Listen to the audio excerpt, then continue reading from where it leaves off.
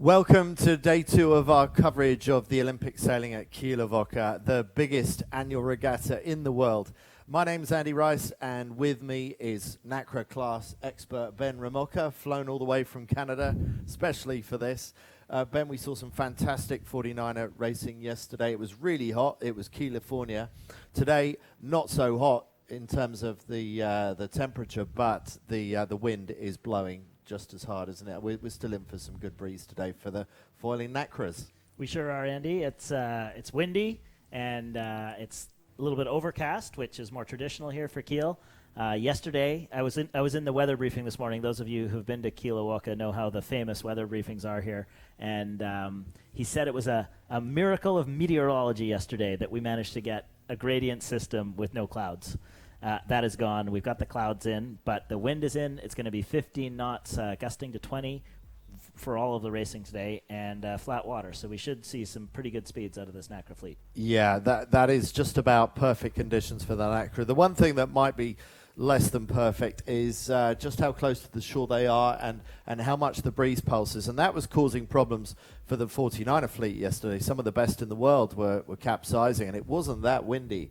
I think it's being caught short by the gusts. And speaking to some of the sailors in the first half of the week, in what they call the international half of the week, sailors are saying you just can't read the wind on the water. It doesn't give you the usual visual cues of darker water coming towards you and then the gust hitting it.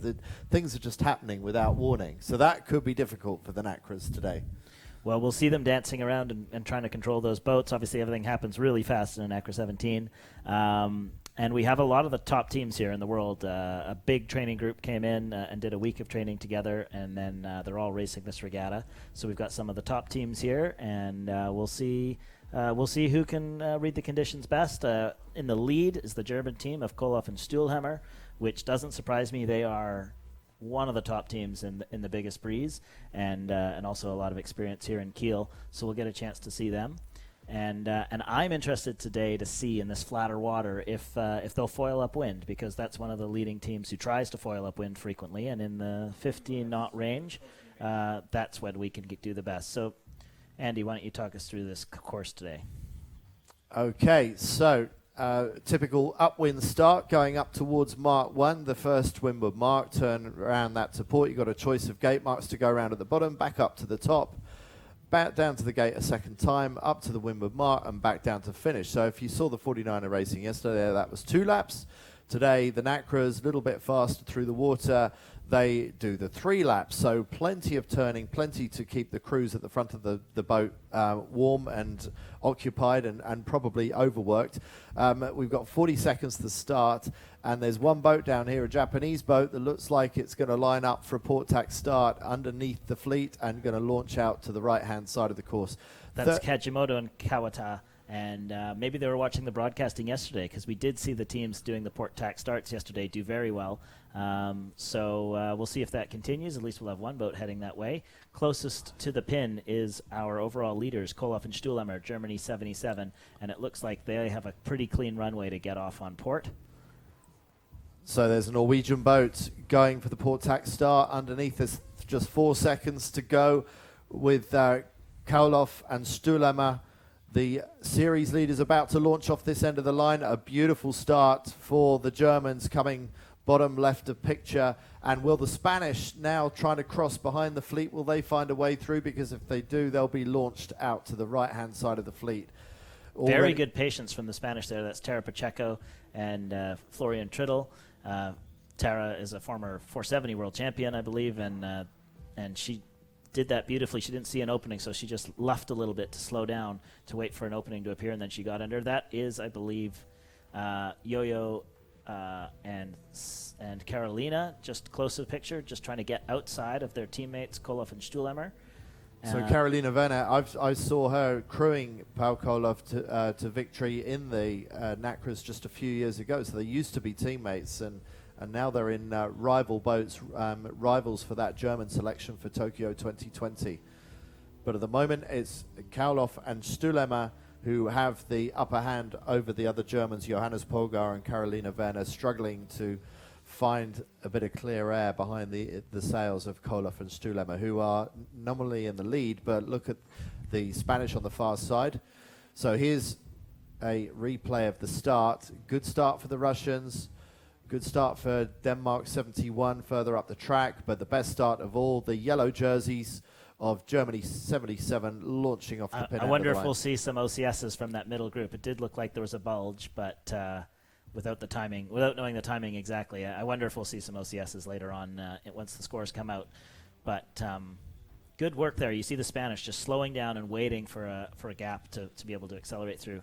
Now we're back to the race, and we see the boat. That was Tara Pacheco, who we were watching slow down and punch through in the start, and she's leading the pack out to the right, who seemed to have on the virtual taken the lead along with Kajimoto and Kawata from Japan.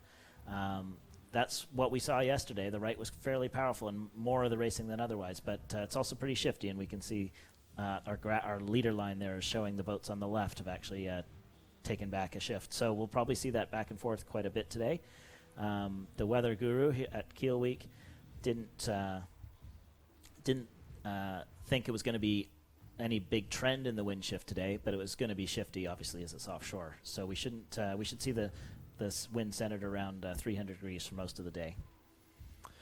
Danes on the left of picture looking very good. They look like they tacked in a good place and look to be well lifted on port tack as they sail back over towards the center of the course. So good sailing by Natasha Sauma Pedersen and Matthias Boriskov.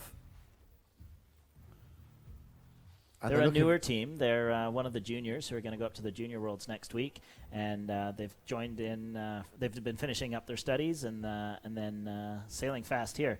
Look at that technique. That's a really fast-looking mode right there, isn't it? Flat water. You can see Matthias there just playing the main sheet ever so slightly as they intend to make sure that they keep that optimum amount of heel.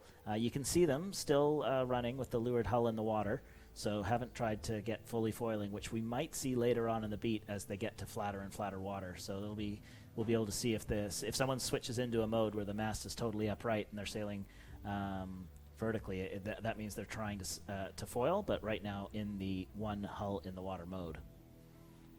So they're looking very, very confident. Crew working the main sheet there, bending knees occasionally just to get an extra grunt on that main sheet. You can see all the purchases on the main sheet block at the back of the boom. Do you know how many purchases they have back there, Ben? It can be up to 12. More of them run 10 to 1. But Harkin actually did a project with Borja Gulari to specifically develop that. If you look at it, it's actually kind of a square. So that's an even more efficient system of purchase than you might normally see in a regular purchase system, because they're running so many purchases that the efficiency of that wasn't so good. They're looking so smooth, and suddenly they got dumped. And this is what we were talking about with the unpredictability of the breeze. Maybe they weren't looking over their shoulder, or maybe even if they had been looking over their shoulder, the breeze just isn't giving them the typical warning signs that you get on the water. You see that, Matthias, before he even adjusted his helmet, he went in, eased the jib so they could reaccelerate, eased the Cunningham so they could reaccelerate, and now, so they got fully foiling there. That's what tipped them to windward, probably by accident. So this is a slightly younger team, so they possibly didn't see the signs there of their boat popping out of the water. But if you don't know that it's coming, then you can't prepare for it and get the tuning adjusted accordingly for the big shift. But look at the lead they've built up. Well, it's just phenomenal, isn't it? Yeah. I mean, just looking at the speeds earlier, that they were the only boat over 12 knots upwind. Everyone else around 10 or 11 knots. So they do seem to have a lick of pace that nobody else can match right now. So they were the farthest left boat, so they must have got a nice puff and a lift that came in from that side, and probably sailing a fast forward mode to cross back across the fleet, maybe very close on the fully foiling scale, and obviously close enough that they did pop out and they weren't ready for it. Little hiccup, but not enough to slow them down from leading into this windward mark. That's their final tack. They've just got a short way to go to the ley line, and then we'll see them. We do run a spreader mark in the Nacra 17, so we'll see them head off around the spreader leg and then set their kites, and then they will obviously be foiling downwind. So onto the spreader leg, no immediate turn downwind quite yet, but up onto the foils as they bear away, and then the nose comes down, but the crew goes forwards, gets that red Jenica up. And Ben, I thought you said that these hoists were slow on the Nacra, but that looked pretty fast to me. Yeah, it was pretty good, wasn't it? Very slick. You can see the teams work really hard to try and stay on the foils through that whole maneuver, through tons of transition changes, speed changes, angle changes, and it's easier said than done. But they'll get up and fully foiling here, and then we'll see a bit of that dance downwind as they try and keep it in tune with the body weight and the sail tuning. So this is female helm and male crew. That's not typical, is it? We're mostly seeing male helms and female crews. But round they go. This is the pack going round. The Italians next round, followed by Russia, followed by the Danes CP Lubeck and Senholt, followed by Germany, the Austrians. 77. Then Tara Pacheco. Then that's Yo-Yo Polgar, Poland, Norway. Here's Sweden. We haven't seen them yet. They're doing pretty well in the overall in 8th place, but not having the best leg so far. See, just in the virtual there, Jonas Polgar, he went the high lane after that windward mark and managed to get around Tara Pacheco. So Bissara and Frescari, winners of the Hempel World Cup Series event in Marseille just a few weeks ago. They would probably be considered the favourites here, I would have thought, Ben. After the way they sailed last week or 2 weeks ago in Marseille, yeah, I'd say they're the favourites. But big lead out for the younger Danish team here, who caught the right shift on the first beat and managed to, there they go for their jibe. Bit sketchy on the jibe it looks, but maybe that's good. I mean, they seem to have got away with it. So a bit of a touchdown, but mostly keeping that speed on nicely through the jibe for the race leaders. Yeah, they try and keep the hull that's closest to us when they turn that way out of the water the whole time to reduce drag, and they managed that. They didn't quite get the new side to keep out of the water the whole time, but that's an easier way to keep your momentum. So they got back foiling very quickly, and you can see the pace they're at downwind. You know, it's tremendous. A little bit of touchdown there as the waves will build at the bottom, and it's tougher to keep the boat fully foiling all the time when the waves are up. But they're quickly able to bounce back up on foiling after they touch down here. And the crew at the front is constantly running from front to back. Going into a jibe now, let's see how this one works out. Kite blows through nicely. Oh, getting the kite down already and straight onto the drop. So you can see why they need 3 laps for these races, because they got down to that bottom mark. It must have been less than 2 minutes. It's like a 3-to-1 ratio or 4-to-1 ratio sometimes, upwind to downwind, because they foil downwind at such low angles and at such high speed. So the racing becomes very upwind dominated, but very good crew work there. I'm actually very impressed with this team, because they haven't had as much time in the boat as some of the others, and you can tell they might have been a good shift that got them into this lead, but you can see they've got the skills to keep it. Only in their early 20s and already looking so mature the way that they're approaching this race right now. Bissara and Frascari, the Italians, who I would consider to be the favourites out of everyone here, but they're a long way back from the leading Danes. And then you could argue that the better-known Danes, Lynn Senholt and CP Lubeck, they're in third, so pretty good for them as well. That's just watching the rounding again of the leaders, and there's the crew getting that kite away. So much effort goes into getting that kite squared away and then straight back onto the trapeze. Very, very smooth. Yeah, it was good. The skipper there pulled in about half of the main sheet and then passes it over to the crew to get the last bit of grunt in and get it up to tuning speed. But there's an awful lot of rope to adjust as they go from downwind to upwind, and they made that look pretty easy. And big gaps are opening out in the fleet already. Here's the second place boat in this race right now, Italy's Bissaro and Frascari, leading the pack, just staying ahead of the rest.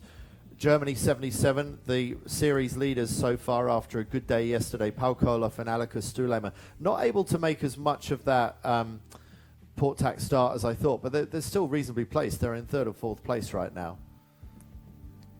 Yeah, they tacked before the leading Danes tacked and missed out on a lot of the big shift that came in from the left, but obviously they sailed well enough to beat most of the boats that stayed on starboard after the start, and now are taking a shift to get back across to the right side a little bit early. As of many of the fleet, we can actually see Senholt and Lubeck there. Their tracker just faded out. We can see them on the far side. So that's a team that's got a bit of leverage that looks probably pretty good right now in terms of opportunities to pass. They were in third around the leeward mark and seem to be challenging Pizarro Frascari for that second place position if a shift comes to the right. And then we can see the leaders they'll be charging across to try and decrease some of the leverage that they've created for themselves, and possibly using a little bit of that lead. But if the wind stays steady, or if they get any sort of left, they'll extend even further. And it seems like the breeze is fairly high for them at the moment, again, in terms of angle, and they certainly got plenty of breeze. Yeah, it looks pretty safe right now. We actually see a lot of the other boats have tacked back, so that leverage that was created has been eliminated, and they're crossing over the line of Senholt and Lubeck there. That's their teammates behind them. So now there's no danger from leverage, and they can just play the top half of the speed as they see fit, without having to do too much covering or worry too much about teams getting too far away from them. So as you can see, they're going in for their tack. Well, not quite as good a tack. They didn't get that new hull out of the water and turn quite as quickly as they might have liked, but they'll get reaccelerated. And we haven't seen anyone try to do the foiling up when we've seen these guys accidentally do a moment of foiling that didn't do them any favors at all. So it seems like at the moment foiling is not the way that they're going for in this fleet. I think we might see Koloff try it. If anyone's going to try it, my guess is Koloff would try it. He's familiar with the area and is usually one of the guys that tries it. But it takes quite steady wind and flat water to have it pay frequently. So there are conditions where it is paying for them, and I assume as they get better at figuring out these boats, it's still the first quad, that range will expand, but it's still a relatively small range where they can trust it to be faster than conventional sailing. Pedersen and Boriskov got a loose cover on their fellow Danes, Senholt and Lubeck. I don't know if there's any significance in that, but basically Pedersen and Boriskov sailing quite defensively at the moment, prepared to make extra tacks just to make sure that no one gets around the outside of them. Yeah, they're in a fantastic spot right there with the three closest rivals, directly behind them, and covering across to Pissarro Frascari here, who have maintained their second place overall in the race. So they're patient. I think actually Senholt and Lubeck might have crossed them earlier, but Pissarro and Frascari got the best shift here at the top of that second group, and we're now on board with Pissarro Frascari. You can see they're in a light spot right here as they both crew members got knees bent, and they just ease some of their sail controls there to get a little extra power, and now tip over a little bit. So obviously challenging conditions right now, with the puffs being pretty big in range rather, so they are having to try and adjust their settings to get into something that's comfortable and they can keep their momentum. Frascari at the front, working that main sheet extremely hard, trying to keep the boat at the optimum angle of heel. Very close now between Pissarro and Frascari and the leaders, so they've caught up quite a bit at the top end of this beat, and they'll be putting pressure on that downwind. We saw Pedersen and Boriskov not foiling as consistently as I might have thought on a downwind, and I think we'll see quite a lot of pressure applied on this next downwind, assuming they come into the top mark in this order and as close as they are. Well, I think the Italians have done few attacks up this leg and have really done a version of what the leaders did in the previous leg, which is basically bang left. That seems to have worked quite well. Pedersen and Boriskov have traded a bit of their distance and a bit of their lead in terms of just trying to protect themselves tactically. Pissarro and Frascari here in shot. Just about to get to the windward mark here. See, they're on a slightly low mode as they reach in to get around the windward mark. I think we'll see them try and just shorten the gap between them and Pedersen and Boriskov. And you can see they are eating up the meters pretty quickly, even though they're overstood. They do seem to have a better low mode here.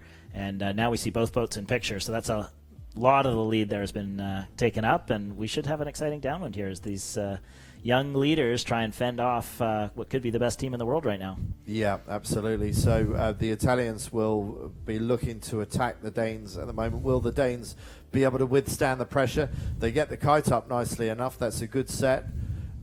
Up to speed. But you can see that the breeze has dropped off a little bit. So water's a little bit calmer, and the boat's not quite as fast as they were down the good acceleration there. They got up in their foils and into a nice fast mode very quickly. So I don't think they'll have given up too many meters right at the start of this leg.